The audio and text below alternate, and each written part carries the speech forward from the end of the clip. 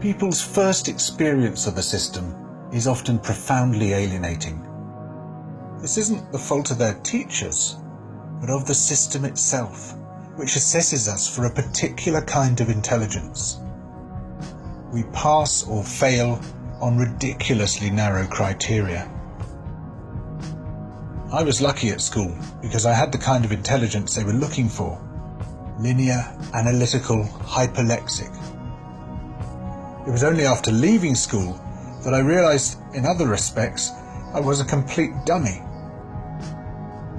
I stumble over cognitive tasks that other people can perform in their sleep. I have a close friend who I see as a genius. He can listen to an engine, even on the phone, and tell you the problem is a particular bearing. He has a remarkable spatial navigational intelligence, and even professional mechanics wonder how on earth he can do it. But he was deemed a total failure at school. He was confronted with tests that didn't fit the way his mind worked. I expect you've come across plenty of people like this.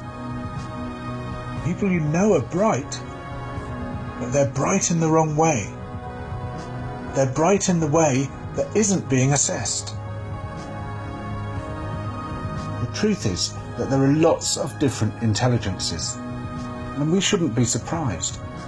During the evolutionary phase of our history, a group of people will be more likely to survive if its different members saw the world in different ways. Some people could make excellent tools. Some people could hunt very well. Some people were good at looking out for danger. Some people were good at strategizing how to get through a long winter. Some people could tell the stories that would inform the next generation. We needed a load of different intelligences in order to survive. Nowadays, we are treated as if only one kind of intelligence is valid. Anyone with a different intelligence is deemed stupid. The way we are schooled compounds this alienation. How did we get to the point that we believe the best way of schooling children is to sit them behind a desk and insist they keep still? Children keeping still? That's difficult for anyone, but especially for kids with a roaming, navigational mind.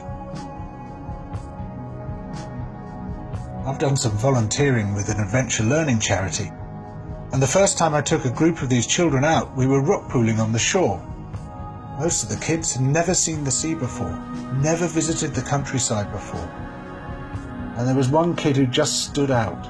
He was brilliant. He was there at my shoulder all the time. Whenever I said, "What's this?" or "Why is it this colour?" he would hazard a guess. And they were always interesting answers. He was finding things, catching things, picking things up.